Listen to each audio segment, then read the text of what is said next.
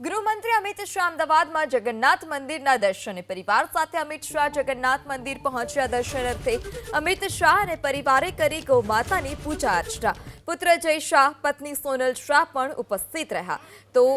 ગુજરાત પ્રવાસે છે કેન્દ્રીય ગૃહમંત્રી અમિત શાહ પોતાના પરિવાર સાથે સમર્થકો સાથે તેઓએ ઉજવણી કરી હતી ઉત્તરાયણ પર્વની સવારે તેઓ